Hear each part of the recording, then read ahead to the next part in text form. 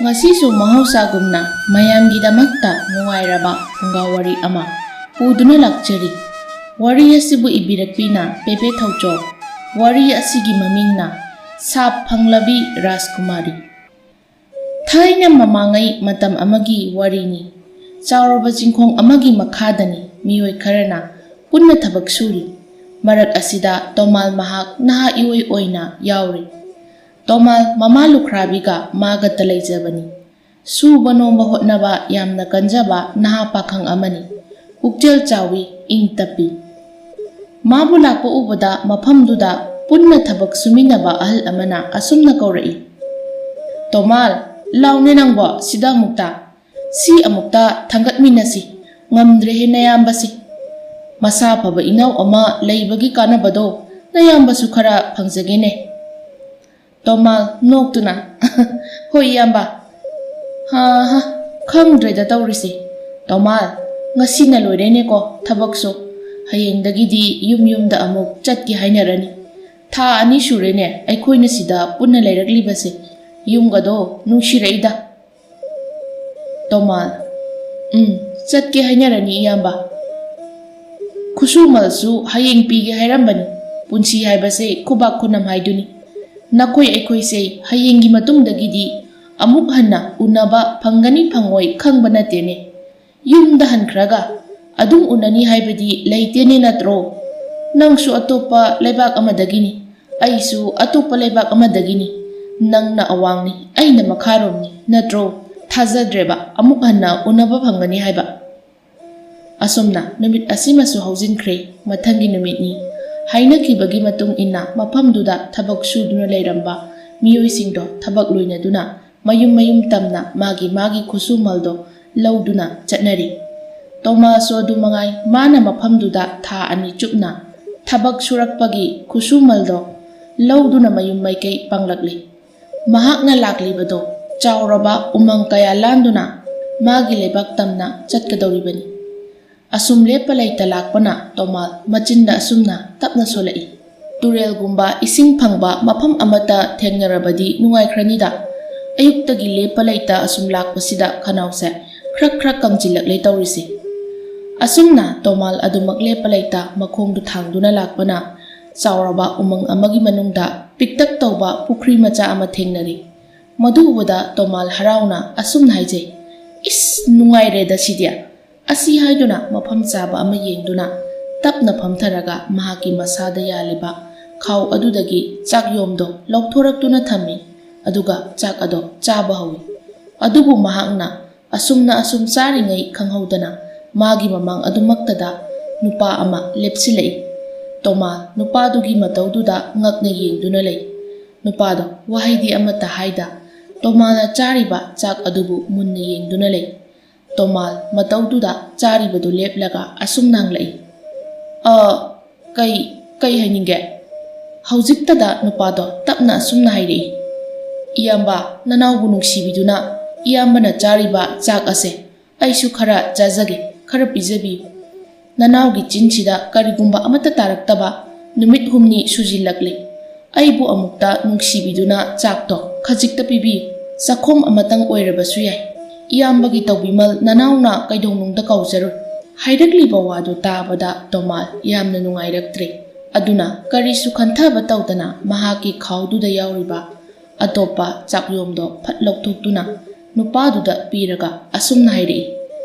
Se sidi aina chaba haurure aduna nangonda pibado nungaitre. Se asengbase oina lawro aduga charu. Aigi nakta phamlaga sagisu charu lao. Aisu itomda chabase nungaitadana leiramini. Nupado Tomal na magini haina pirakliba chakyomdu ubada harauna. Tap lausinduna Tomalgi hekna kanda phamduna. Mahaksu chak adubu yamna hauna chaba haurai. Mahaki khusadu ubada Tomal wakhalda asumna yamna nungaitana khanjai. Kayada hauna sarin. Mana harido achumbo oiramtai. Amuksu nokpek tawna nupa adubu yenglaga. Saw Oktrasune aigi sidagilo nangnabu hangoidradi. Nupado mayada achauba chakhom ama umsillaga saiba ngamboy ngamdaboy tawna Tomalda noktuna yenglaga asumna hairi. Hoi yamba chak insang sisu yamna hawi. Tomal, ado nangbu kari ming kauge, kari leibak-tagino? Nupaduna, iyamba nanawgi mingdi khaba kawi, aigidi chap-chaba yum leite. Ngasigi numita aina ahing yarekkiba mafamdo, aduna aigidi numitugi oina aigi yumni. Aigi yumdi numit khudingi hongi, mikup khudingi aina thunglu-thungluba mafamdo aigi yumni. Nongmana ukhongda, nongmana lokhada haibaduni. Tomal wahai singdu taraga masado yamna nungairaktre, adubu amuksu asumna makha tare. Ado nangdi kai sunomlaga asukuibase hingliba? Iyamba khangdeda, ngamna haibaduni. Nongmagi apang-apangbado adum sui, phangdragana adum toe. To adi charasu dum hel. Nanawgi punsi sidi hinghaidaba punsi haiduni. Ima ipasu masak khanghaude nanawdi. Aigini haibada malem taibang bansida kanasu leite. Nanawdi hayeng sikrakanda kapinaba kanasu leite haiduni. Tomal amukka henna wakhaldo nungaitre. Aduna asumna tapna hairei. Khaba nangi warise nayamba yamna nungaite. Aduna nang ngasidagi aigi inaw oina aina lawsilagi. Nangbu aiga hek pokminaba makni khange. Lau aiga punna aigi yumda chasi. Aigi imaga nanga sakhangna hange. Imanasu nangbu macham angni khanna nungshina luna tawbigani soidana. Ngasidagidi nayambagida leirase. Nangna dumna leibado ai nungaite. Khabana, iyambagi wasibu nanawbu. Tomal, hai, adu adaga amata hairakanu. Aisu tha ani chukna chingda thabak suraga yumda hanbani ngasise. Lambidani nanga thengnarise. Aduna aiga punna chatkrase. Aisu itomtani. Ikhada ithakta kana amata yawbanati. Aduna inaw ama phangjari khanbada harauribani yamna. Khabana, iyamba nanawna kari haina iyambada thagat wahai phongdokani haiba ai khangdre. Iyambana nanawgi punsidadi ahanbani. Asumna minungsi utpibase. Kana amatana ngasi phawba iyambana hairiba wahai singse hairakkiba leitri. Khudingmakna aibu hangoina tukutchana yenglakpa ngaktani. Athiba wahaina cheirakpa ngaktani. Asumna Tomalna tawduna khababu magi mayum tamna puna lakminari.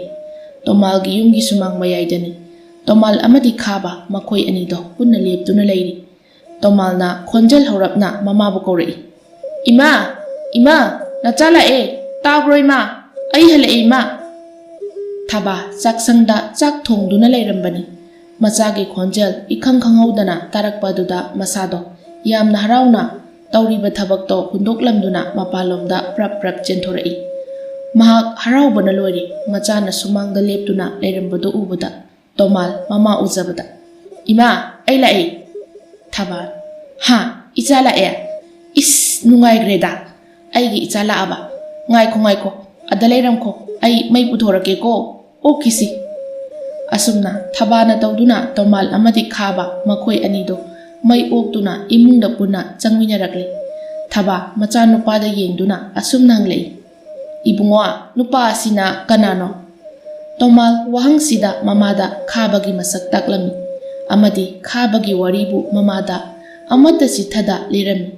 Thaba khabagi wari singdu taraga khababu yamna nungsiba poklami. Aduna khabada nungsina yengduna asumna hairei. Isa sidi ngasidagidi isagi awaba pumba kokpo oijaro. Isagi ngasi haiba numit asidagi nayamba amadi imalei haibase kaubun. Imanane nangbu ain hek pokchaba isamakni khangani. Imana nangbu kaidongda nayambaga khetnaba mityeng thamloi ko. Khaba thabada nungsina yengduna. Ima, aisu ima kauge ko yabra ima. Thaba changsilaktuna khabagi makokta nungsina nan thabiduna asumna hairei. Kawo nungaireda ngasidagi aigi ichani suraba adusu nupa ngakta. Amuksu Tomalda onsinduna. Chatlo nanawsiga punna haksangdo sengdoluro. Aduga chaksangda changlao. Imane nakoi anigi chak thidoklamage. Punna nanawga charo. Asumna numit asidagi hauna khaba Tomalgi yumda leirami. Tomal amati thaba makhoi anina khababu yamna nungsirami. Khabagi icham chamchaba mataw kayadu ubada henasu makhoina nungsiba pokpani. Khaba Tomalgi yumgi mangolda phamduna mahaki masada adumak loinaduna leiba magi basido lauthorakduna nungsiba pukning huba surda khongli. Thaba amadi Tomal makhoi anisu imungda leirambani. Makholdo tabada asum laisinba ngamdraduna mapana thoraktuna khabana khongliba basigi makholdo pukning sangna tari. Mikup kharagi matung khaba basido machindagi tapna thangdaraktuna Tomal amadi Thaba makhoi anida yenglai. Thaba na noktuna isadi basigase khongbo onthokna haikremi nungsida isagi basi makholse pukning hakchangase inauta noktokhanbagum phawine. Tomal aduni ima aisu haige tawramini yam phajai asumna phajaba aidi mamangda amukta tadri ado masina masi oikre khaba nangbu kari thabakti haige sumaina sum yumda leibagi mahut nangsu thabak sunaba tawsi. Thaban hoi ne bungo nangi wado khaba isabu kari kari thabak suba haige nayambada hayu nangna hairiba dugi matung inna nayambana silaknaba. Khabana ima nasadi thabak kuding haise punsise thabak ta suraga laabani nongmagi aphang aphangba sudaba thabak leisilaktre. Wahai sida Tomaldo wakhal ngehak tawraba matung asumna hairaklam phare adudi ima ai hayengse hekta nganna mama ibuhalgi ahaw athum makhal mathel kaya ama thongba thakpagi magi sanglendo aduda khabagi thabak ama hainanaba tawrage. Thaban yai madusu khaba nangbu haibu haini ko. Khabana haini ma asumna numit asima su hawkre mathangi numit ni Tomal amadi khaba makhoi anido hainakiba matung ina ibuhalgi sanglendo tamna laklami.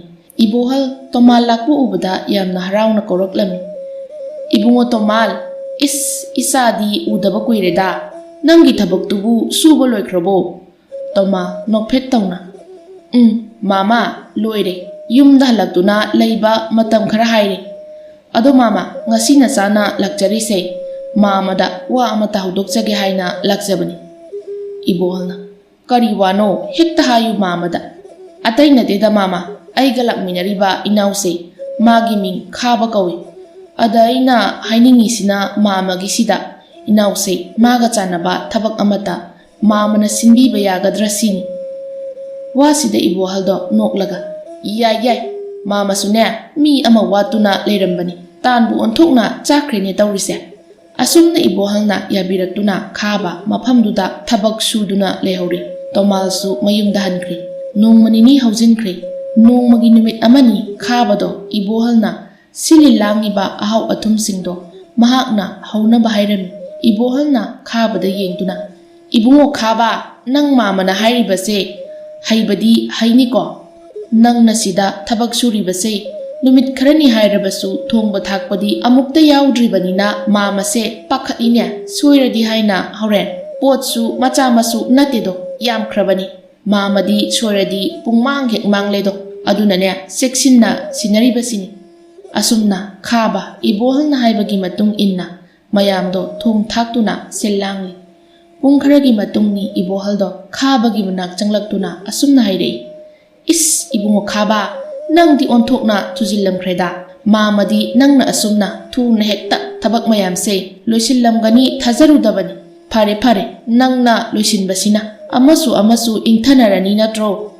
Khaba noktuna ahoy mama.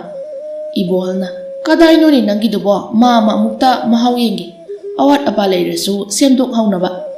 Khabana mama se masi hana yengbiro aduga ataisu mathang pijarake. Ibohalna yaine chakhawgi tansi hana yengba asi haiduna khabana piraklibado laushinduna khara saduna yengi adugu mikop phade. Ibohal mayada umsinkiba tansingdo amuk phu haina kamthokiba thangnaba mikopta Ibohaldo amuksu sauna khabada yenglaktuna hairei.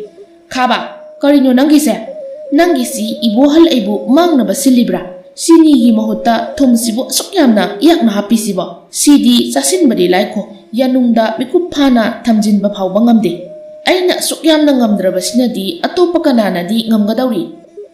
Khaba pakhana mama ai soikramale mama asawbodo amukta phathabi ai soibadagi sinigi mahut thum oina hapkramale aise tasengna mama thumga chiniga se masak khara duk khangba wale adunane mama. Ibohal ꯄꯤꯔꯛꯂꯤꯕ ꯄꯥꯎꯈꯨꯝꯗꯨ ꯇꯥꯔꯒ ꯃꯁꯥꯗꯣ ꯑꯃꯨꯛꯀ ꯍꯦꯟꯅ ꯁꯥꯎꯒꯠꯈ꯭ꯔꯦ꯫ ꯍꯦꯟꯅ ꯑꯁꯥꯎꯕ ꯃꯇꯧ ꯎꯠꯇꯨꯅ ꯑꯁꯨꯝꯅ ꯍꯥꯏꯔꯛꯏ, "ꯀꯔꯤ ꯍꯥꯏꯕ? ꯊꯨꯝꯒ ꯆꯤꯅꯤꯒ ꯃꯁꯛ ꯈꯪꯕ ꯋꯥꯠꯂꯤ ꯍꯥꯏꯕ ꯍꯧꯖꯤꯛꯀꯤꯗꯣ ꯈꯥꯕ?"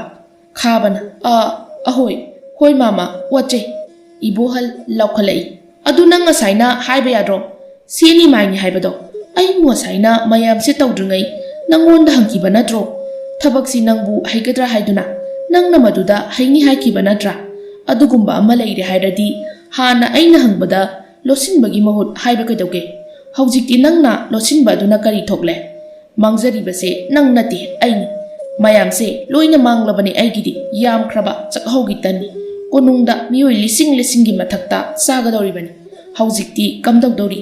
ꯂꯥꯎ, ꯅꯪ ꯍꯧꯖꯤꯛꯃꯛ ꯇꯣꯃꯥꯜꯒꯤ ꯃꯅꯥꯛꯇ ꯄꯨꯗꯨꯅ ꯋꯥꯀꯠꯀꯅꯤ꯫ ꯃꯗꯨꯒꯤ ꯇꯣꯃꯥꯜ ꯍꯥꯏꯕꯗꯨꯁꯨ ꯈꯪꯒꯅꯤ ꯉꯁꯤꯗꯤ."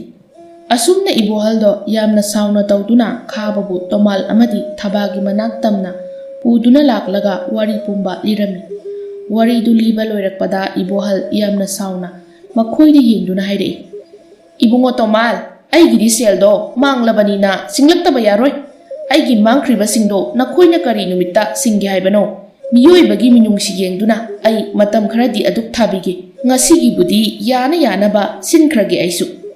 ꯊꯕꯥꯟ, "ꯇꯥꯗꯥ, ꯅꯆꯥꯁꯤꯡꯁꯨ ꯍꯧꯖꯤꯛꯀꯤ ꯑꯣꯏꯅꯗꯤ ꯑꯗꯨꯛ ꯌꯥꯝꯕ ꯁꯦꯟꯐꯝꯗꯨꯗꯤ ꯂꯩꯇꯕꯅꯤꯅ ꯊꯥ ꯑꯃꯗꯤ ꯉꯥꯏꯕꯤꯔꯣ꯫ ꯊꯥ ꯑꯃꯒꯤ ꯃꯇꯨꯡ ꯁꯣꯏꯗꯅ ꯃꯥꯡꯈ꯭ꯔꯤꯕ ꯁꯦꯟꯐꯝꯗꯣ ꯁꯤꯡꯖꯒꯦ."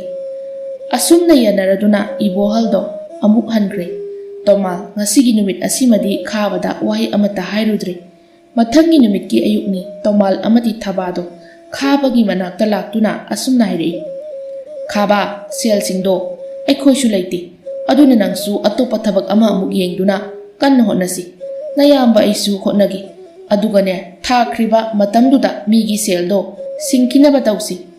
"ꯍꯣꯏ ꯏꯌꯥꯝꯕ, ꯑꯩꯁꯨ ꯁꯣꯏꯈ꯭ꯔꯦ꯫ ꯑꯩꯅ ꯃꯔꯝ ꯑꯣꯏꯔꯒ ꯌꯥꯝꯅ ꯋꯥꯍꯜꯂꯦ ꯏꯌꯥꯝꯕ ꯍꯣꯏꯕꯨ꯫ ꯑꯩ ꯀꯟꯅ ꯍꯣꯠꯅꯒꯦ." ꯇꯣꯃꯥꯜꯅ, "ꯐꯔꯦ, ꯑꯗꯨꯗꯤ ꯂꯥꯛꯑꯣ꯫ ꯅꯪꯒ ꯑꯩꯒ ꯍꯧꯖꯤꯛꯃꯛ ꯃꯈꯥꯔꯣꯝꯒꯤ ꯇꯥ ꯈꯨꯅꯧꯒꯤ ꯊꯥꯡ ꯁꯥꯐꯝꯗꯣ ꯑꯗꯨꯗ ꯆꯠꯁꯤ꯫ ꯑꯗꯨꯒ ꯅꯪꯕꯨ ꯊꯕꯛ ꯑꯃ ꯄꯤꯅꯕ ꯍꯥꯏꯖꯔꯨꯁꯤ." ꯑꯁꯨꯝꯅ ꯇꯣꯃꯥꯜꯅ ꯇꯧꯗꯨꯅ ꯈꯥꯕ ꯃꯈꯣꯏ ꯑꯅꯤꯗꯣ ꯀꯣꯅꯨꯡꯒꯤ ꯊꯥꯡ ꯁꯥꯐꯝ ꯑꯗꯨꯗ ꯑꯃꯨꯛ ꯂꯥꯛꯇꯨꯅ ꯈꯥꯕꯕꯨ ꯊꯕꯛ ꯄꯤꯅꯕ ꯍꯥꯏꯔꯝꯃꯤ꯫ ꯈꯨꯅꯧꯁꯨ ꯇꯣꯃꯥꯜꯅ ꯍꯥꯏꯖꯕꯗꯨꯗ ꯌꯥꯔꯗꯨꯅ ꯑꯁꯨꯝꯅ ꯈꯥꯕꯗ ꯌꯦꯡꯗꯨꯅ ꯍꯥꯏꯔꯛꯏ, "ꯈꯥꯕ, ꯂꯥꯎ, ꯃꯁꯤ ꯄꯥꯏꯌꯨ, ꯑꯗꯨꯒ ꯇꯨ ꯁꯤꯒꯤ ꯃꯄꯥꯁꯦ ꯎꯔꯦꯗꯅ, ꯃꯁꯤꯗ ꯀꯟꯅ ꯊꯣꯝꯃꯛꯎ꯫ ꯈꯖꯤꯛ ꯃꯃꯥꯏꯁꯦ ꯆꯨꯝꯕ ꯋꯥꯠꯇꯧꯔꯤ, ꯈꯔ ꯐꯩꯒꯗꯧꯔꯤ꯫ ꯃꯁꯤꯗ ꯅꯪꯅ ꯃꯄꯥꯁꯦ ꯍꯦꯛ ꯆꯨꯝꯕ ꯍꯩꯔꯕ, ꯁꯤꯗ ꯊꯥꯔꯛꯂꯕ ꯅꯪ ꯊꯕꯛꯁꯦ ꯇꯧꯕ ꯍꯩꯅꯤ ꯍꯩꯔꯣꯏ ꯍꯦꯛꯇ ꯂꯥꯏꯅ ꯈꯪꯒꯗꯧꯔꯤꯕꯅꯤ." ꯇꯣꯃꯥꯜꯅ, "ꯆꯠꯂꯣ ꯈꯥꯕ, ꯇꯥ ꯈꯨꯅꯧꯒꯤꯁꯦ ꯑꯃꯨꯛꯇ ꯇꯧꯔꯨꯔꯣ." ꯈꯥꯕꯅ, "ꯍꯣꯏ ꯏꯌꯥꯝꯕ." ꯑꯁꯤ ꯍꯥꯏꯗꯨꯅ ꯈꯥꯕ ꯈꯨꯅꯧꯅ ꯍꯥꯏꯔꯤꯕ ꯊꯕꯛ ꯑꯗꯣ ꯇꯧꯔꯝꯃꯤ꯫ ꯑꯗꯨꯕꯨ ꯂꯥꯏꯕꯛ ꯊꯤꯕꯅꯤ, ꯈꯨꯅꯧꯅ ꯍꯥꯏꯔꯤꯕ ꯃꯐꯝꯗꯨꯗꯗꯤ ꯄꯥꯟꯗ꯭ꯔꯗꯨꯅ ꯈꯨꯅꯧꯒꯤ ꯃꯈꯨꯠꯇ ꯑꯣꯏꯅ ꯁꯥꯄꯨ ꯑꯃꯒ ꯂꯣꯏꯅꯅ ꯗꯣꯞ ꯂꯥꯎꯅ ꯃꯈꯣꯜ ꯊꯣꯛꯄ ꯃꯈꯩ ꯊꯣꯝꯖꯤꯟꯈ꯭ꯔꯦ꯫ ꯈꯪꯍꯧꯗꯦ ꯈꯨꯗꯛ ꯑꯗꯨꯗ ꯈꯨꯅꯧꯒꯤ ꯃꯈꯨꯠꯇꯒꯤ ꯏ ꯑꯣꯔꯣ ꯑꯣꯔꯣ ꯆꯦꯟꯊꯔꯛꯈꯤꯕ꯫ ꯈꯨꯅꯧꯁꯨ ꯆꯩꯅꯥꯗꯨꯅ ꯀꯟꯅ ꯍꯦꯛꯇ, ꯃꯤ ꯍꯥꯠꯂꯦ, ꯁꯤꯗꯤ ꯑꯩꯒꯤ ꯈꯨꯠꯁꯦ ꯇꯣꯏꯔꯦ." ꯑꯁꯨꯝꯅ ꯂꯩꯔꯤꯉꯩ ꯇꯟꯖꯥ ꯆꯥꯅ ꯏꯕꯣꯍꯜꯗꯣ ꯀꯔꯣꯝꯗꯒꯤꯅꯣ ꯐꯨꯠ ꯂꯥꯎꯅ ꯐꯥꯎꯖꯤꯜꯂꯛꯇꯨꯅ ꯈꯨꯅꯧꯗ ꯑꯁꯨꯝꯅ ꯍꯥꯏꯔꯛꯏ, "ꯈꯨꯅꯧ ꯏꯕꯨꯡꯉꯣ, ꯅꯪꯁꯨ ꯄꯪꯈ꯭ꯔꯦ꯫ ꯃꯤ ꯑꯃꯒꯤ ꯃꯤꯑꯣꯏ ꯃꯤꯇꯧ ꯀꯔꯝ ꯇꯧꯏ ꯍꯥꯏꯕꯗꯣ ꯅꯪꯕꯨ ꯌꯥꯝꯅ ꯈꯪꯕꯗꯥꯏꯅꯦ? ꯑꯗꯨꯒ ꯃꯁꯤꯒꯤ ꯈꯥꯕ ꯍꯥꯏꯕ ꯑꯉꯥꯡ ꯑꯁꯤꯗꯤ ꯀꯩꯗꯧꯔꯕ?" ꯈꯨꯅꯧꯗꯣ ꯄꯦꯔꯤ ꯄꯦꯔꯤ ꯑꯅꯥꯕ ꯑꯗꯣ ꯈꯥꯡꯂꯒ, "ꯑꯁ ꯃꯥꯃꯥ, ꯑꯩꯁꯨ ꯀꯩ ꯍꯥꯏꯒꯗꯕꯅꯣ ꯈꯪꯗ꯭ꯔꯦ꯫ ꯑꯩ ꯈꯨꯠꯁꯦ ꯌꯥꯝꯅ ꯅꯥꯔꯦ ꯃꯥꯃꯥ꯫ ꯃꯥꯃꯥꯕꯨ ꯍꯥꯟꯅ ꯅꯨꯄꯥꯁꯤ ꯈꯪꯕ꯭ꯔꯣ?" ꯏꯕꯣꯍꯜꯅ, "ꯈꯪꯉꯤꯅꯦ, ꯈꯖꯤꯛꯇꯒ ꯅꯠꯇꯦꯀꯣ, ꯃꯨꯟꯅ ꯈꯪꯈ꯭ꯔꯕꯖꯥꯠꯅꯤ꯫ ꯃꯆꯤꯟꯗꯗꯤ ꯊꯕꯛ ꯈꯨꯗꯤꯡ ꯍꯩ ꯍꯥꯏꯒꯅꯤ, ꯑꯗꯨꯒ ꯍꯩꯔꯝꯕ꯭ꯔꯥ ꯍꯥꯏꯕꯗꯤ ꯑꯃꯠꯇ ꯍꯩꯔꯝꯃꯣꯏ꯫ ꯅꯪꯒꯤꯅ ꯈꯨꯠꯇꯅꯤ, ꯑꯩꯒꯤꯅ ꯁꯦꯜꯅꯤ꯫ ꯃꯥꯅ ꯉꯔꯥꯡ ꯑꯩꯒꯤ ꯃꯥꯡꯍꯟꯈ꯭ꯔꯤꯕ ꯁꯦꯜꯁꯦ ꯌꯥꯝꯈ꯭ꯔꯕꯖꯥꯠꯅꯤ꯫ ꯊꯨꯝꯒ ꯆꯤꯅꯤꯒ ꯃꯁꯛ ꯈꯪꯗꯦ ꯋꯥ ꯂꯣꯏꯔꯦꯁꯤꯗ." ꯈꯨꯅꯧꯅ, "ꯑꯗꯣ ꯃꯥꯃꯅ ꯀꯔꯤꯁꯨ ꯇꯧꯈꯤꯗ꯭ꯔꯕꯁꯨ ꯑꯩꯗꯤ ꯏꯅꯤꯡꯊꯧꯗ ꯋꯥꯀꯠꯀꯅꯤ, ꯂꯦꯝꯅ ꯑꯃꯠꯇ ꯊꯥꯔꯣꯏ꯫ ꯈꯨꯠꯀꯤ ꯂꯃꯟ ꯈꯨꯠꯅ ꯁꯤꯡꯒꯅꯤ꯫ ꯑꯩ ꯌꯥꯝ ꯄꯦꯟꯗꯦ, ꯑꯁꯨꯝꯅ ꯑꯩꯒꯤ ꯈꯨꯠ ꯑꯁꯤꯕꯨ ꯍꯦꯛꯇ ꯃꯃꯜ ꯀꯔꯤꯁꯨ ꯂꯩꯇ ꯊꯨꯒꯥꯏꯕꯤꯕ ꯑꯁꯤꯗꯤ ꯑꯩ ꯌꯥꯝꯅ ꯅꯨꯡꯉꯥꯏꯇꯦ ꯃꯥꯃꯥ꯫ ꯈꯨꯠꯁꯤꯁꯨ ꯅꯥꯕꯅ ꯂꯣꯏꯔꯦ ꯑꯃꯨꯛꯇꯣꯏꯕ." ꯋꯥꯐꯝꯗꯨ ꯇꯥꯕꯗ ꯇꯣꯃꯥꯜ ꯄꯥꯈꯠꯈ꯭ꯔꯦ꯫ ꯑꯗꯨꯅ ꯈꯨꯅꯧꯗ ꯑꯁꯨꯝꯅ ꯍꯥꯏꯖꯔꯛꯏ, "ꯇꯥ ꯈꯨꯅꯧ, ꯅꯅꯥꯎꯒꯤ ꯃꯥꯏꯁꯤ ꯌꯦꯡꯕꯤꯗꯨꯅ ꯃꯗꯨꯗꯗꯤ ꯇꯧꯕꯤꯒꯅꯨ꯫ ꯇꯥ ꯈꯨꯅꯧꯒꯤ ꯂꯥꯌꯦꯡꯕꯗ ꯆꯪꯒꯗꯕ ꯈꯨꯗꯤꯡ ꯅꯅꯥꯎꯅ ꯂꯣꯏꯅ ꯄꯨꯊꯣꯛꯆꯒꯦ꯫ ꯑꯁꯥꯎꯕꯗꯣ ꯑꯃꯨꯛꯇ ꯅꯦꯝꯊꯕꯤꯌꯨ." ꯇꯥꯈꯤꯗ꯭ꯔꯦ꯫ ꯇꯣꯃꯥꯜꯅ ꯍꯥꯏꯖꯕ ꯈꯨꯗꯤꯡ ꯈꯨꯅꯧꯅ ꯉꯝꯂꯗꯨꯅ ꯅꯝꯗꯅ ꯃꯈꯣꯏꯕꯨ ꯂꯩꯕꯥꯛ ꯑꯗꯨꯒꯤ ꯅꯤꯡꯊꯧ ꯌꯥꯏꯐꯕꯒꯤ ꯀꯣꯅꯨꯡ ꯇꯝꯅ ꯄꯨꯗꯨꯅ ꯂꯥꯛꯂꯤ꯫ ꯂꯥꯛꯂꯤꯕꯗꯣ ꯏꯕꯣꯍꯜꯁꯨ ꯌꯥꯎꯔꯛꯂꯤ꯫ ꯈꯨꯅꯧ ꯅꯤꯡꯊꯧ ꯌꯥꯏꯐꯕꯒꯤ ꯃꯅꯥꯛ ꯌꯧꯔꯕꯗ ꯊꯣꯛꯈꯤꯕ ꯄꯨꯝꯕ ꯑꯃꯠꯇ ꯆꯤꯊꯗ ꯇꯝꯂꯝꯃꯤ꯫ ꯏꯕꯣꯍꯜꯁꯨ ꯑꯗꯨꯉꯥꯏ ꯃꯥꯒꯤꯗ ꯊꯣꯛꯈꯤꯕ ꯄꯨꯝꯕꯁꯨ ꯂꯤꯔꯝꯃꯤ꯫ ꯃꯈꯣꯏ ꯑꯅꯤꯃꯛꯅ ꯆꯪꯗꯨꯅ ꯈꯥꯕꯕꯨ ꯑꯍꯛꯄ ꯆꯩꯔꯥꯛ ꯄꯤꯅꯕꯁꯨ ꯍꯥꯏꯔꯝꯃꯤ꯫ ꯇꯣꯃꯥꯜꯗꯤ ꯃꯀꯣꯛꯇꯣ ꯄꯥꯏꯔꯤ꯫ ꯃꯍꯥꯛ ꯈꯥꯕꯒꯤ ꯈꯟꯕꯗ ꯋꯥꯈꯜꯁꯨ ꯌꯥꯝꯅ ꯋꯥꯔꯤ꯫ ꯎꯄꯥꯏ ꯂꯩꯇ ꯇꯨꯃꯤꯟꯅ ꯂꯦꯞꯇꯨꯅ ꯂꯩꯖꯩ꯫ ꯑꯗꯨꯕꯨ ꯂꯨꯔꯤꯕꯗꯤ ꯈꯥꯕꯅꯤ꯫ ꯃꯍꯥꯛꯇꯤ ꯀꯔꯤꯁꯨ ꯅꯥꯆꯨꯡꯗ ꯅꯤꯡꯊꯧ ꯌꯥꯏꯐꯕꯗ ꯃꯨꯟꯅ ꯌꯦꯡꯗꯨꯅ ꯂꯦꯞꯂꯤ꯫ ꯋꯥꯔꯤ ꯄꯨꯝꯕ ꯇꯥꯔꯕ ꯅꯤꯡꯊꯧ ꯌꯥꯏꯐꯕꯅ ꯈꯥꯕꯗ ꯌꯦꯡꯗꯨꯅ ꯑꯁꯨꯝꯅ ꯍꯥꯏꯔꯛꯏ, "ꯅꯨꯄꯥ, ꯊꯕꯛꯁꯤꯡꯗꯨ ꯍꯩꯇ꯭ꯔꯕꯗꯤ ꯍꯥꯟꯅ ꯇꯁꯦꯡꯅ ꯍꯩꯇꯦ ꯍꯥꯏꯕ ꯌꯥꯗꯕ꯭ꯔꯣ? ꯍꯧꯖꯤꯛꯇꯤ ꯍꯩꯇ ꯑꯍꯩꯕ ꯁꯥꯔꯨꯕꯒꯤ ꯆꯩꯔꯥꯛ ꯐꯪꯕ ꯇꯥꯔꯦꯗꯣ?" ꯇꯣꯃꯥꯜ ꯄꯥꯈꯠꯅ, "ꯏꯅꯤꯡꯊꯧ, ꯃꯗꯨꯗꯗꯤ ꯇꯧꯕꯤꯅꯨ ꯆꯥꯟꯕꯤꯗꯨꯅ." ꯌꯥꯏꯐꯕꯅ, "ꯇꯥꯎ ꯅꯨꯄꯥ, ꯑꯩ ꯅꯉꯣꯟꯗ ꯊꯥ ꯑꯃꯒꯤ ꯃꯇꯝ ꯄꯤꯒꯅꯤ꯫ ꯃꯗꯨꯗ ꯅꯤꯡꯊꯧ ꯑꯩꯅ ꯑꯍꯤꯡ ꯈꯨꯗꯤꯡ ꯇꯨꯝꯕ ꯉꯝꯗꯅ ꯋꯥꯅ ꯂꯦꯜꯂꯤꯕꯁꯦ ꯅꯪꯅ ꯎꯄꯥꯏ ꯑꯃ ꯇꯧꯗꯨꯅ ꯑꯩꯕꯨ ꯅꯨꯡꯉꯥꯏꯅ ꯇꯨꯝꯍꯜꯂꯨ꯫ ꯀꯔꯤꯒꯨꯝꯕ ꯑꯩꯅ ꯍꯥꯏꯔꯤꯕ ꯊꯕꯛ ꯑꯁꯤꯕꯨ ꯅꯪꯅ ꯃꯥꯏ ꯄꯥꯛꯂꯕꯗꯤ ꯑꯩꯅ ꯅꯪꯕꯨ ꯃꯅꯥ ꯃꯊꯨꯝ ꯆꯥꯎꯅ ꯄꯤꯒꯅꯤ꯫ ꯑꯗꯨꯒ ꯉꯝꯗ꯭ꯔꯒꯅ ꯅꯪꯕꯨ ꯊꯥ ꯑꯃ ꯍꯦꯛ ꯐꯥꯕꯒ ꯈꯨꯗꯛꯇ ꯁꯤꯕꯒꯤ ꯆꯩꯔꯥꯛ ꯄꯤꯒꯅꯤ꯫ ꯑꯃꯗꯤ ꯅꯨꯄꯥ ꯑꯅꯤ ꯑꯁꯤꯒꯤ ꯃꯥꯡꯈ꯭ꯔꯤꯕ ꯈꯨꯗꯤꯡꯃꯛ ꯅꯤꯡꯊꯧ ꯑꯩꯅ ꯁꯤꯡꯒꯅꯤ." ꯑꯁꯨꯝꯅ ꯍꯥꯏꯗꯨꯅ ꯈꯥꯕ ꯅꯤꯡꯊꯧ ꯌꯥꯏꯐꯕꯒꯤ ꯀꯣꯅꯨꯡꯗ ꯂꯩꯍꯧꯔꯤ꯫ ꯇꯣꯃꯥꯜ, ꯈꯨꯅꯧ ꯑꯃꯗꯤ ꯏꯕꯣꯍꯜ ꯃꯈꯣꯏ ꯑꯍꯨꯝꯗꯤ ꯃꯌꯨꯝ ꯃꯌꯨꯝꯗ ꯍꯟꯅꯈ꯭ꯔꯤ꯫ ꯇꯣꯃꯥꯜ ꯃꯌꯨꯝ ꯌꯧꯕꯒ ꯄꯥꯎ ꯄꯨꯝꯕ ꯃꯃꯥ ꯊꯕꯥꯗ ꯇꯝꯂꯝꯃꯤ꯫ ꯊꯕꯥ ꯋꯥꯔꯤꯁꯤꯡꯗꯨ ꯇꯥꯔꯒ ꯃꯆꯤꯟꯗ ꯇꯞꯅ ꯑꯁꯨꯝꯅ ꯁꯣꯜꯂꯛꯏ, "ꯑꯣꯟꯊꯣꯛꯄꯅꯤꯗ ꯏꯆꯥꯗꯣ! ꯏꯁ, ꯑꯩꯗꯤ ꯋꯥꯈꯜꯁꯦ ꯃꯥꯒꯤ ꯈꯟꯕꯗ ꯋꯥꯒꯗꯧꯔꯤꯗ꯫ ꯀꯔꯤ ꯎꯄꯥꯏꯅꯣ ꯃꯥꯅ ꯁꯤꯖꯤꯟꯅꯔꯝꯒꯗꯧꯔꯤꯕꯗꯨꯕꯨ?" ꯇꯣꯃꯥꯜ, "ꯑꯗꯨꯅꯤ ꯏꯃꯥ, ꯑꯩꯁꯨ ꯀꯔꯤ ꯍꯥꯏꯒꯗꯕꯅꯣ ꯈꯪꯗꯦ꯫ ꯑꯗꯣ ꯑꯩꯅ ꯌꯥꯝꯅ ꯉꯛꯂꯤꯕꯗꯤ ꯑꯩꯅ ꯑꯁꯨꯛ ꯃꯥꯒꯤ ꯈꯟꯕꯗ ꯋꯥꯈꯜ ꯋꯥꯔꯤ, ꯑꯗꯨꯒ ꯃꯥꯗꯤ ꯀꯔꯤꯁꯨ ꯑꯋꯥꯕꯒꯤ ꯃꯃꯤ ꯑꯃꯠꯇ ꯎꯍꯧꯗꯦ꯫ ꯌꯥꯝꯅ ꯅꯨꯡꯉꯥꯏꯅ ꯂꯩꯍꯧꯏ ꯏꯃꯥ." ꯊꯕꯥ, "ꯃꯥꯒꯤꯁꯨ ꯈꯟꯖꯕ ꯑꯃ ꯂꯩꯔꯝꯒꯅꯤ."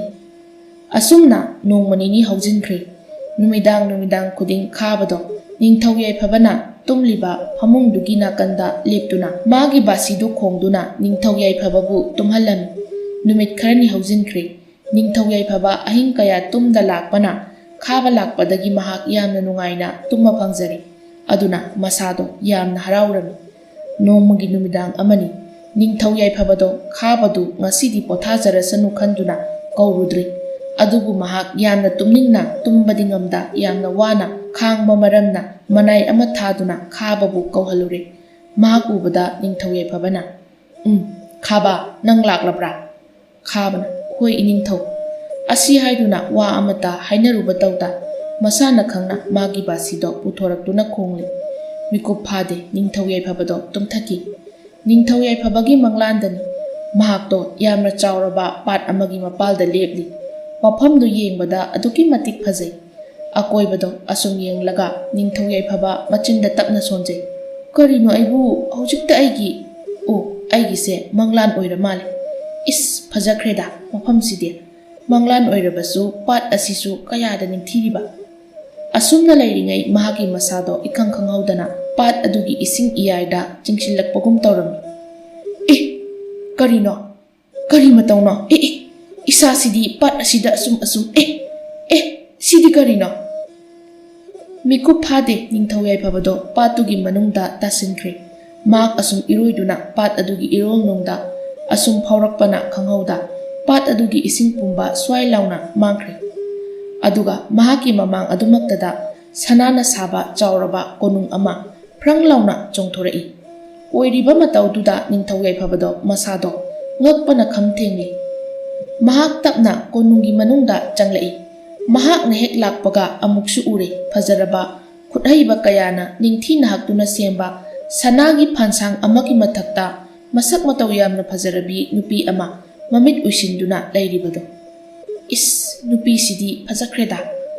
ꯑꯁꯤ ꯍꯥꯏꯗꯨꯅ ꯅꯨꯄꯤꯗꯨꯒꯤ ꯃꯅꯥꯛꯇ ꯑꯁꯨꯝ ꯆꯪꯁꯤꯜꯂꯛꯂꯝꯃꯤ꯫ ꯑꯗꯨꯕꯨ ꯈꯪꯍꯧꯗꯦ ꯅꯨꯄꯤꯗꯣ ꯃꯍꯥꯛꯀꯤ ꯃꯈꯨꯠꯅ ꯍꯦꯛ ꯁꯣꯛꯀꯦ ꯇꯧꯕꯒ ꯃꯪꯂꯥꯟꯗꯣ ꯁ꯭ꯋꯥꯏ ꯃꯥꯡꯈꯤꯗꯨꯅ ꯅꯤꯡꯊꯧ ꯌꯥꯏꯐꯕ ꯃꯥꯒꯤ ꯃꯃꯤꯠ ꯑꯗꯣ ꯁꯠ ꯄꯥꯡꯂꯛꯏ꯫ ꯃꯇꯧꯗꯨꯗ ꯈꯥꯕꯅ ꯑꯁꯨꯝꯅ ꯍꯪꯂꯛꯏ, "ꯏꯅꯤꯡꯊꯧ, ꯀꯩꯗꯧꯕ ꯌꯥꯎꯔꯒꯦ?" ꯅꯤꯡꯊꯧ ꯌꯥꯏꯐꯕ ꯍꯧꯖꯤꯛ ꯉꯥꯏꯍꯥꯛꯀꯤ ꯃꯃꯥꯡꯗ ꯎꯈꯤꯕ ꯃꯪꯂꯥꯟꯗꯨꯒꯤ ꯋꯥꯔꯤꯗꯣ ꯈꯥꯕꯗ ꯂꯣꯏꯅ ꯂꯤꯔꯛꯂꯦ꯫ ꯈꯥꯕ ꯋꯥꯔꯤꯗꯨ ꯇꯥꯔꯒ ꯑꯁꯨꯝꯅ ꯍꯥꯏꯔꯛꯏ, "ꯏꯅꯤꯡꯊꯧ, ꯅꯅꯥꯏ ꯄꯥꯠꯇꯨꯒꯤ ꯂꯩꯐꯝꯗꯣ ꯈꯪꯖꯩ꯫ ꯅꯅꯥꯏꯗꯤ ꯀꯣꯏꯅ ꯃꯥꯂꯦꯝꯁꯦ ꯆꯠꯇꯨꯅ ꯍꯤꯡꯂꯛꯄꯅ ꯃꯐꯝ ꯑꯃꯇ ꯑꯩꯅ ꯈꯪꯗꯕ ꯂꯩꯇꯦ ꯃꯪꯂꯥꯟꯗ ꯎꯔꯤꯕ ꯈꯨꯗꯤꯡ ꯇꯥꯏꯕꯪꯁꯤꯗ ꯇꯁꯦꯡꯅ ꯂꯩꯕ ꯃꯐꯝꯅꯤ ꯑꯗꯨꯕꯨ ꯅꯨꯄꯤꯗꯨꯗꯤ ꯑꯩ ꯈꯪꯖꯗꯦ ꯌꯥꯏꯐꯕꯅ ꯑꯗꯨꯗꯤ ꯈꯥꯕ ꯅꯪꯅ ꯍꯥꯏꯔꯤꯁꯤꯅꯗꯤ ꯄꯥꯠꯇꯨꯒꯤ ꯃꯅꯨꯡꯗ ꯂꯩꯔꯤꯕ ꯁꯅꯥꯒꯤ ꯀꯣꯅꯨꯡꯗꯨꯁꯨ ꯑꯁꯦꯡꯕ ꯈꯥꯕꯅ ꯍꯣꯏ ꯏꯅꯤꯡꯊꯧ ꯑꯩꯅ ꯁꯨꯝ ꯃꯥꯂꯦꯝ ꯀꯣꯏꯅ ꯆꯠꯂꯛꯄꯗ ꯀꯣꯅꯨꯡꯗꯨꯒꯤ ꯋꯥꯔꯤ ꯀꯌꯥ ꯇꯥꯖꯈ꯭ꯔꯦ ꯀꯣꯅꯨꯡꯗꯣ ꯇꯁꯦꯡꯅ ꯄꯥꯠ ꯑꯗꯨꯒꯤ ꯃꯅꯨꯡꯗ ꯂꯩ ꯍꯥꯏꯅꯩ ꯋꯥꯐꯝ ꯑꯁꯤ ꯇꯥꯕꯗ ꯅꯤꯡꯊꯧ ꯌꯥꯏꯐꯕꯗꯣ ꯃꯤꯀꯨꯞ ꯑꯃꯇ ꯆꯣꯟꯊꯕ ꯇꯧꯔꯨꯗ ꯑꯁꯨꯝꯅ ꯐꯠ ꯍꯥꯏꯔꯛꯏ ꯈꯥꯕ ꯅꯪ ꯃꯐꯝꯗꯨ ꯈꯪꯉꯤ ꯍꯥꯏꯔꯕꯅꯤꯅ ꯍꯌꯦꯡꯃꯛ ꯑꯩꯒ ꯄꯨꯟꯅ ꯃꯐꯝꯗꯨ ꯇꯝꯅ ꯆꯠꯄ ꯇꯥꯔꯦ ꯑꯩꯅ ꯃꯐꯝꯗꯨꯗ ꯎꯔꯝꯕ ꯅꯨꯄꯤꯗꯨꯒꯤ ꯈꯣꯡꯒꯨꯜ ꯑꯩ ꯂꯤꯗꯕ ꯌꯥꯗꯦ ꯃꯍꯥꯛꯄꯨ ꯊꯤꯗꯨꯅ ꯑꯩꯒꯤ ꯄꯨꯟꯁꯤ ꯈꯣꯡꯂꯣꯏ ꯑꯣꯏꯗꯕ ꯌꯥꯗꯦ ꯑꯁꯨꯝꯅ ꯑꯍꯤꯡ ꯑꯃꯁꯨ ꯍꯧꯈ꯭ꯔꯦ ꯃꯊꯪꯒꯤ ꯅꯨꯃꯤꯠꯅꯤ ꯍꯥꯏꯅꯈꯤꯕ ꯃꯇꯨꯡ ꯏꯟꯅ ꯈꯥꯕꯅ ꯇꯧꯗꯨꯅ ꯅꯤꯡꯊꯧ ꯌꯥꯏꯐꯕꯕꯨ ꯄꯥꯠꯇꯨ ꯇꯝꯅ ꯄꯨꯔꯛꯂꯦ ꯄꯥꯠꯇꯨ ꯌꯧꯔꯕꯗ ꯈꯥꯕꯅ ꯑꯁꯨꯝꯅ ꯍꯥꯏꯔꯤ ꯏꯅꯤꯡꯊꯧ ꯃꯐꯝ ꯑꯁꯤ ꯌꯧꯔꯕꯅꯤꯅ ꯏꯅꯤꯡꯊꯧꯒꯤ ꯃꯪꯂꯥꯟꯗ ꯎꯈꯤꯕ ꯑꯗꯨꯒꯨꯝ ꯄꯥꯠ ꯑꯁꯤꯒꯤ ꯏꯔꯣꯜꯅꯨꯡꯗ ꯂꯨꯞꯇꯨꯅ ꯀꯣꯅꯨꯡ ꯇꯝꯅ ꯆꯠꯂꯁꯤ ꯌꯥꯏꯐꯕꯅ ꯐꯔꯦ ꯑꯗꯨꯗꯤ ꯑꯩꯈꯣꯏ ꯑꯅꯤ ꯑꯣꯏꯅ ꯍꯦꯛꯇ ꯆꯠꯂꯁꯤ ꯑꯁꯤ ꯍꯥꯏꯗꯨꯅ ꯃꯥꯒ ꯂꯥꯛꯃꯤꯟꯅꯈꯤꯕ ꯃꯥꯒꯤ ꯃꯅꯥꯏꯁꯤꯡꯗ ꯑꯣꯟꯁꯤꯟꯗꯨꯅ ꯑꯁꯨꯝꯅ ꯍꯥꯏꯔꯛꯏ ꯏꯅꯥꯏꯁꯥ ꯅꯈꯣꯏ ꯑꯩꯕꯨ ꯍꯜꯂꯛꯄ ꯃꯐꯝꯁꯤꯗ ꯉꯥꯏꯔꯝꯃꯨ ꯑꯁꯨꯝꯅ ꯈꯥꯕ ꯑꯃꯗꯤ ꯅꯤꯡꯊꯧ ꯌꯥꯏꯐꯕ ꯃꯈꯣꯏ ꯑꯅꯤꯗꯣ ꯄꯥꯠꯇꯨꯒꯤ ꯏꯔꯣꯜꯅꯨꯡꯗ ꯂꯨꯞꯇꯨꯅ ꯁꯅꯥꯒꯤ ꯀꯣꯅꯨꯡꯗꯨ ꯇꯝꯅ ꯂꯥꯛꯂꯤ ꯌꯥꯏꯐꯕ ꯉꯛꯄꯅ ꯈꯝ ꯊꯦꯡꯂꯤ ꯃꯍꯥꯛꯀꯤ ꯃꯪꯂꯥꯟꯗ ꯎꯈꯤꯕ ꯑꯗꯣ ꯇꯥꯏꯕꯪꯗ ꯇꯁꯦꯡꯅ ꯊꯣꯛꯂꯕꯗ ꯃꯍꯥꯛ ꯃꯁꯥꯗꯣ ꯌꯥꯝꯅ ꯆꯤꯡꯅꯕ ꯂꯥꯡꯇꯛꯅꯕ ꯑꯃꯒ ꯂꯣꯏꯅꯅ ꯈꯥꯕꯒ ꯇꯧꯗꯨꯅ ꯀꯣꯅꯨꯡꯗꯨꯒꯤ ꯃꯅꯨꯡꯗ ꯆꯪꯂꯛꯏ ꯃꯈꯣꯏ ꯑꯅꯤꯅ ꯆꯪꯂꯛꯄꯗꯣ ꯎꯕꯗ ꯅꯤꯡꯊꯧ ꯌꯥꯏꯐꯕꯒꯤ ꯃꯪꯂꯥꯟꯗ ꯎꯈꯤꯕ ꯅꯨꯄꯤꯗꯨ ꯊꯣꯔꯛꯇꯨꯅ ꯑꯁꯨꯝꯅ ꯍꯥꯏꯔꯛꯏ ꯅꯈꯣꯏꯕꯨ ꯀꯅꯥ ꯑꯣꯏꯔꯕꯅꯣ ꯑꯁꯨꯛ ꯀꯨꯏꯕꯁꯦ ꯃꯐꯝ ꯑꯁꯤꯗ ꯀꯅꯥ ꯑꯃꯠꯇ ꯂꯥꯛꯇ꯭ꯔꯒ ꯉꯁꯤꯅ ꯏꯊꯥ ꯊꯥꯖꯗꯅ ꯂꯥꯛꯂꯤꯕꯁꯤꯕꯨ ꯀꯔꯤꯒꯤꯅꯣ ꯋꯥꯍꯪꯁꯤꯗ ꯅꯤꯡꯊꯧ ꯌꯥꯏꯐꯕꯅ ꯃꯐꯝꯁꯤꯗ ꯂꯥꯛꯈꯤꯕꯗꯨꯒꯤ ꯋꯥꯔꯤꯁꯤꯡꯗꯣ ꯅꯨꯄꯤꯗꯨꯗ ꯂꯤꯔꯝꯃꯤ ꯅꯨꯄꯤꯗꯣ ꯋꯥꯔꯤꯗꯨ ꯇꯥꯔꯒ ꯑꯁꯨꯝꯅ ꯍꯥꯏꯔꯛꯏ ꯏꯅꯤꯡꯊꯧ ꯑꯩꯒꯤ ꯃꯤꯡ ꯊꯝꯕꯥꯜ ꯀꯧꯏ ꯄꯥꯠ ꯑꯁꯤꯕꯨ ꯀꯣꯜꯂꯤꯕ ꯂꯩꯕꯥꯛ ꯑꯁꯤꯒꯤ ꯔꯥꯖꯀꯨꯃꯥꯔꯤꯅꯤ ꯅꯣꯡꯃ ꯑꯩꯅ ꯄꯥꯠ ꯑꯁꯤꯗ ꯑꯁꯨꯝ ꯑꯩꯒꯤ ꯏꯅꯥꯏꯁꯤꯡꯒ ꯂꯥꯛꯄꯗ ꯌꯥꯝꯅ ꯐꯖꯕ ꯉꯧꯔꯣꯛ ꯉꯧꯕ ꯉꯥꯅꯨ ꯑꯃ ꯑꯩꯅ ꯎꯈꯤ ꯉꯥꯅꯨꯗꯣ ꯍꯦꯛ ꯎꯕꯒ ꯑꯩꯅ ꯉꯥꯅꯨꯗꯨꯕꯨ ꯐꯥꯗꯨꯅ ꯑꯩꯒꯤ ꯀꯣꯅꯨꯡꯗ ꯄꯨꯅꯤꯡꯈꯤ ꯑꯗꯨꯅ ꯑꯩꯅ ꯑꯩꯒꯤ ꯇꯦꯟꯖꯩꯗꯣ ꯃꯄꯥ ꯆꯨꯝꯅ ꯇꯝꯗꯨꯅ ꯉꯥꯅꯨꯗꯨ ꯇꯝꯅ ꯀꯥꯞꯈꯤ ꯄꯥꯟꯕꯁꯨ ꯆꯞ ꯆꯥꯅ ꯄꯥꯟꯈꯤ ꯑꯗꯨꯕꯨ ꯉꯥꯅꯨ ꯑꯗꯨꯗꯤ ꯄꯥꯠ ꯑꯁꯤꯗ ꯐ꯭ꯔꯪ ꯂꯥꯎꯅ ꯆꯣꯡꯊꯈ꯭ꯔꯤ ꯑꯩ ꯃꯇꯧꯗꯨꯗ ꯉꯥꯅꯨ ꯑꯗꯨꯕꯨ ꯇꯥꯟꯅꯕ ꯑꯣꯏꯅ ꯑꯩꯁꯨ ꯄꯥꯠ ꯑꯁꯤꯗ ꯆꯣꯡꯊꯈꯤ ꯑꯩꯒꯤ ꯏꯅꯥꯏꯁꯤꯡꯅꯗꯤ ꯑꯩꯕꯨ ꯌꯥꯝꯅ ꯈꯥꯝꯈꯤ ꯑꯩꯅ ꯇꯥꯈꯤꯗꯦ ꯍꯦꯟꯅꯗꯨꯝ ꯃꯈꯣꯏꯕꯨ ꯆꯩ ꯉꯥꯡꯗꯨꯅ ꯑꯩꯒꯤ ꯇꯨꯡ ꯏꯜꯂꯛꯀꯅꯨ ꯍꯥꯏꯅ ꯊꯝꯂꯝꯗꯨꯅ ꯉꯥꯅꯨꯗꯨꯒꯤ ꯇꯨꯡ ꯑꯁꯨꯝ ꯏꯜꯂꯛꯏ ꯑꯁꯨꯝ ꯏꯜꯂꯛꯄꯅ ꯉꯥꯅꯨꯗꯣ ꯀꯣꯅꯨꯡ ꯑꯁꯤꯒꯤ ꯃꯅꯨꯡꯗ ꯆꯪꯈ꯭ꯔꯤ ꯑꯩꯁꯨ ꯉꯥꯅꯨꯗꯨꯒꯤ ꯃꯇꯨꯡ ꯏꯟꯗꯨꯅ ꯀꯣꯅꯨꯡ ꯑꯁꯤꯒꯤ ꯃꯅꯨꯡꯗ ꯆꯪꯂꯛꯂꯤ ꯑꯗꯨꯕꯨ ꯑꯉꯛꯄꯅꯤ ꯉꯥꯅꯨꯗꯨꯗꯤ ꯑꯩꯒꯤ ꯃꯤꯠꯃꯛꯃꯛꯇꯗ ꯃꯁꯛ ꯃꯇꯧ ꯐꯖꯔꯕ ꯅꯨꯄꯥ ꯑꯃ ꯑꯣꯜꯂꯛꯂꯤ ꯑꯗꯨꯒ ꯅꯨꯄꯥ ꯑꯗꯨꯅ ꯌꯥꯝꯅ ꯁꯥꯎꯅ ꯏꯐꯝꯗ ꯌꯦꯡꯗꯨꯅ ꯑꯁꯨꯝꯅ ꯍꯥꯏꯔꯛꯏ ꯉꯁꯤ ꯅꯪꯅ ꯑꯩꯕꯨ ꯉꯥꯅꯨꯅꯤ ꯈꯟꯗꯨꯅ ꯑꯩꯒꯤ ꯄꯨꯟꯁꯤ ꯑꯁꯤ ꯑꯔꯦꯝꯕꯗ ꯃꯥꯡꯍꯜꯂꯕꯅꯤꯅ ꯑꯩꯅ ꯅꯪꯕꯨꯁꯨ ꯃꯥꯡꯍꯟꯕ ꯇꯥꯔꯦ ꯅꯍꯥꯛ ꯑꯃꯨꯛ ꯍꯟꯅ ꯀꯣꯅꯨꯡ ꯑꯁꯤꯗꯒꯤ ꯊꯣꯛꯄ ꯉꯝꯗꯕ ꯑꯣꯏ ꯑꯁꯤ ꯍꯥꯏꯔꯝꯗꯨꯅ ꯉꯥꯅꯨ ꯑꯗꯨꯅ ꯑꯣꯟꯕ ꯅꯨꯄꯥꯗꯣ ꯈꯨꯗꯛꯇ ꯌꯥꯝꯅ ꯐꯖꯕ ꯈꯨꯗꯣꯞ ꯃꯆꯥ ꯑꯃ ꯑꯣꯟꯈ꯭ꯔꯦ ꯑꯩ ꯃꯇꯧꯗꯨꯗ ꯄꯥꯈꯠꯅ ꯀꯣꯅꯨꯡ ꯑꯁꯤꯗꯒꯤ ꯑꯗꯨꯕꯨ ꯉꯝꯗ꯭ꯔꯦ ꯀꯞꯇꯨꯅ ꯂꯩꯈꯤ ꯃꯇꯝꯗꯨꯗ ꯑꯩꯒꯤ ꯃꯤꯠꯃꯥꯡꯗ ꯌꯥꯝꯅ ꯑꯍꯜ ꯑꯣꯏꯔꯕ ꯅꯨꯄꯥ ꯑꯃ ꯊꯣꯛꯂꯛꯇꯨꯅ ꯑꯩꯕꯨ ꯅꯨꯄꯥꯗꯨꯅ ꯑꯣꯟꯈꯤꯕ ꯈꯨꯗꯣꯞꯁꯦ ꯁꯤꯖꯤꯜꯍꯜꯂꯤ ꯑꯗꯨꯒ ꯑꯩꯕꯨ ꯀꯣꯅꯨꯡꯁꯤꯗ ꯑꯍꯥꯟꯕ ꯑꯣꯏꯅ ꯆꯪꯂꯛꯄ ꯅꯤꯡꯊꯧ ꯑꯗꯨꯗ ꯑꯩꯒꯤ ꯋꯥꯔꯤ ꯄꯨꯝꯕ ꯂꯤꯖꯧ ꯑꯗꯨꯒ ꯑꯩꯕు ꯂꯧꯁꯤꯟꯕꯤꯅꯕ ꯍꯥꯏꯖꯧ ꯍꯥꯏꯅ ꯇꯝꯂꯝꯈꯤ ꯑꯗꯨ ꯑꯣꯏꯔꯕꯗꯤ ꯏꯐꯝꯗ ꯂꯩꯔꯝꯕ ꯁꯥ ꯄꯨꯝꯕ ꯀꯣꯛꯇꯨꯅ ꯑꯩ ꯑꯃꯨꯛ ꯍꯟꯅ ꯃꯤꯌꯥꯝꯂꯛꯇ ꯇꯤꯟꯕ ꯐꯪꯒꯅꯤ ꯍꯥꯏꯔꯝꯃꯤ ꯑꯃꯗꯤ ꯈꯨꯗꯣꯞ ꯑꯣꯟꯈ꯭ꯔꯕ ꯅꯨꯄꯥꯗꯨꯁꯨ ꯑꯃꯨꯛ ꯍꯟꯅ ꯃꯁꯥꯒꯤ ꯐꯤꯕꯝꯗ ꯍꯜꯂꯛꯀꯅꯤ ꯇꯥꯛꯄꯤꯔꯝꯃꯤ ꯅꯨꯡꯁꯤꯕꯤꯗꯨꯅ ꯑꯩꯕꯨ ꯅꯪꯒꯤ ꯅꯅꯥꯏ ꯑꯣꯏꯅ ꯂꯧꯁꯤꯟꯕꯤꯌꯨ ꯏꯅꯤꯡꯊꯧ ꯅꯤꯡꯊꯧꯅ ꯔꯥꯖꯀꯨꯃꯥꯔꯤ ꯑꯩꯅ ꯂꯥꯛꯂꯤꯕ ꯑꯁꯤꯁꯨ ꯅꯪꯕꯨ ꯊꯤꯗꯨꯅ ꯑꯩꯒꯤ ꯄꯨꯟꯁꯤ ꯈꯣꯡꯂꯣꯏ ꯑꯣꯏꯖꯒꯦ ꯍꯥꯏꯗꯨꯅ ꯍꯥꯏꯕ ꯂꯥꯛꯄꯅꯤ ꯉꯁꯤꯗꯒꯤ ꯅꯪ ꯑꯩ ꯄꯨꯟꯁꯤꯒꯤ ꯑꯁꯦꯡꯕ ꯃꯔꯨꯞ ꯍꯥꯏꯕꯗꯣ ꯑꯣꯏꯔꯕꯅꯤ ꯈꯪꯍꯧꯗꯦ ꯅꯤꯡꯊꯧ ꯌꯥꯏꯐꯕꯅ ꯋꯥꯐꯝꯗꯣ ꯍꯦꯛ ꯍꯥꯏꯈꯤꯕꯒ ꯔꯥꯖꯀꯨꯃꯥꯔ ꯊꯝꯕꯥꯜꯒꯤ ꯈꯨꯠꯇ ꯁꯤꯗꯨꯅ ꯂꯩꯔꯝꯕ ꯈꯨꯗꯣꯞ ꯑꯗꯣ ꯈꯨꯗꯛꯇ ꯅꯨꯄꯥ ꯑꯣꯜꯂꯛꯈꯤꯕ ꯅꯨꯄꯥꯗꯣ ꯑꯇꯩ ꯀꯅꯥ ꯅꯠꯇꯦ ꯄꯥꯠ ꯑꯗꯨꯕꯨ ꯀꯣꯜꯂꯤꯕ ꯂꯥꯏ ꯑꯗꯨꯒꯤ ꯃꯆꯥꯅꯨꯄꯥꯅꯤ ꯑꯗꯨꯕꯨ ꯑꯃꯨꯛꯁꯨ ꯊꯪꯅꯕ ꯃꯤꯀꯨꯞꯇ ꯈꯥꯕꯒꯤ ꯃꯁꯥꯗꯒꯤ ꯑꯃꯨꯕ ꯃꯩꯈꯨ ꯋꯪ ꯂꯥꯎꯅ ꯀꯥꯔꯛꯇꯨꯅ ꯈꯥꯕꯗꯣ ꯈꯨꯗꯛꯇ ꯌꯥꯝꯅ ꯇꯝꯊꯤꯕ ꯃꯤꯁꯛ ꯑꯃꯒꯤ ꯁꯛꯐꯝ ꯑꯣꯜꯂꯛꯂꯝꯃꯤ꯫ ꯃꯇꯧ ꯑꯗꯨ ꯎꯕꯗ ꯅꯤꯡꯊꯧ ꯌꯥꯏꯐꯕꯅ "ꯈꯥꯕ!" ꯈꯥꯕ ꯅꯣꯛꯇꯨꯅ "ꯃꯁꯤ ꯄꯨꯝꯕꯁꯦ ꯑꯩꯅ ꯃꯇꯝ ꯆꯪꯅ ꯁꯤꯜꯂꯛꯄ ꯈꯨꯖꯤꯟ ꯊꯧꯔꯥꯡ ꯉꯥꯛꯇꯅꯤ ꯅꯤꯡꯊꯧ ꯑꯄꯪꯕ꯫ ꯑꯩꯅ ꯄꯥꯠ ꯑꯁꯤꯕꯨ ꯀꯣꯜꯂꯤꯕ ꯂꯥꯏ ꯑꯗꯨꯒꯤ ꯃꯆꯥꯅꯨꯄꯥ ꯑꯁꯤꯕꯨ ꯐꯪꯅꯕꯅꯤ꯫ ꯍꯧꯖꯤꯛꯇꯤ ꯑꯩꯒꯤ ꯅꯤꯡꯕ ꯊꯨꯡꯂꯒꯅꯤ꯫ ꯃꯆꯥꯅꯨꯄꯥ ꯑꯁꯤꯕꯨ ꯍꯥꯠꯇꯨꯅ ꯑꯩꯁꯦ ꯁꯤꯕ ꯅꯥꯏꯗꯕ ꯃꯇꯤꯛ ꯃꯌꯥꯏ ꯌꯥꯝꯅ ꯂꯩꯕ ꯃꯤꯁꯛ ꯑꯃ ꯍꯥꯏꯕꯗꯣ ꯑꯣꯏꯔꯒꯅꯤ." ꯑꯁꯨꯝꯅ ꯍꯦꯛ ꯍꯥꯏꯕꯒ ꯔꯥꯖꯀꯨꯃꯥꯔꯤ ꯊꯝꯕꯥꯜꯗ ꯃꯥꯒꯤ ꯁꯥꯞ ꯑꯗꯨꯕꯨ ꯀꯣꯛꯅꯕ ꯍꯥꯏꯔꯝꯕ ꯑꯍꯜ ꯑꯗꯣ ꯐꯠ ꯊꯣꯛꯂꯛꯇꯨꯅ ꯌꯥꯝꯅ ꯁꯥꯎꯅ ꯑꯁꯨꯝꯅ ꯍꯥꯏꯔꯛꯏ, "ꯏꯌꯥ, ꯀꯔꯤꯁꯨ ꯂꯩꯇꯕ ꯇꯥꯏꯕꯪ ꯃꯤ ꯅꯍꯥꯛꯅ ꯃꯤꯇ꯭ꯔꯪꯒꯤ ꯃꯍꯩ ꯈꯔ ꯍꯩꯔꯒ ꯑꯩꯒꯤ ꯏꯆꯥꯒꯤ ꯊꯋꯥꯏꯕꯨ ꯄꯥꯝꯂꯤꯕ? ꯈꯪꯒꯅꯤꯗꯣ ꯉꯁꯤꯗꯤ!" ꯌꯥꯝꯅ ꯂꯥꯎꯅ ꯃꯆꯤꯟꯗꯒꯤ ꯃꯩ ꯀꯥꯝꯊꯣꯔꯛꯏ꯫ ꯑꯍꯜꯗꯣ ꯄꯥꯠ ꯑꯗꯨꯕꯨ ꯀꯣꯜꯂꯤꯕ ꯂꯥꯏꯗꯣ ꯑꯣꯏꯔꯝꯃꯤ꯫ ꯃꯆꯥꯕꯨ ꯁꯣꯛꯂꯛꯀꯗꯧꯔꯦ ꯈꯪꯕꯅ ꯊꯣꯛꯂꯛꯂꯗꯨꯅ ꯁꯥꯎꯅ ꯃꯍꯥꯛꯅ ꯈꯥꯕꯕꯨ ꯃꯆꯤꯟꯗꯒꯤ ꯃꯩ ꯀꯥꯝꯗꯨꯅ ꯌꯥꯝꯅ ꯇꯝꯊꯤꯅ ꯍꯥꯠꯇꯣꯛꯂꯤ꯫ ꯑꯁꯨꯝꯅ ꯐꯠꯇꯕ ꯑꯍꯦꯟꯕ ꯄꯥꯝꯂꯨꯕ ꯈꯥꯕꯕꯨ ꯄꯥꯠꯇꯨꯒꯤ ꯂꯥꯏꯗꯨꯒꯤ ꯃꯈꯨꯠꯇ ꯊꯋꯥꯏ ꯊꯥꯈ꯭ꯔꯦ꯫ ꯊꯥ ꯈꯔꯒꯤ ꯃꯇꯨꯡꯅꯤ ꯅꯤꯡꯊꯧ ꯌꯥꯏꯐꯕ ꯑꯃꯗꯤ ꯔꯥꯖꯀꯨꯃꯥꯔꯤ ꯊꯝꯕꯥꯜ ꯃꯈꯣꯏ ꯑꯅꯤꯁꯨ ꯂꯨꯍꯣꯡꯂꯤ ꯑꯃꯗꯤ ꯔꯥꯖꯀꯨꯃꯥꯔꯤ ꯊꯝꯕꯥꯜꯒꯤ ꯃꯄꯥ ꯃꯃꯥ ꯑꯅꯤꯁꯨ ꯃꯆꯥꯅ ꯑꯃꯨꯛ ꯍꯟꯅ ꯍꯜꯂꯛꯂꯕ ꯑꯗꯨꯗ ꯌꯥꯝꯅ ꯍꯔꯥꯎꯖꯔꯤ꯫ ꯑꯃꯁꯨꯡ ꯇꯣꯃꯥꯜ ꯑꯃꯗꯤ ꯊꯕꯥ ꯃꯈꯣꯏ ꯑꯅꯤꯗꯤ ꯈꯥꯕꯒꯤ ꯋꯥꯔꯤꯗꯨ ꯇꯥꯔꯒ ꯉꯛꯄꯅ ꯈꯝ ꯊꯦꯡꯂꯝꯃꯤ꯫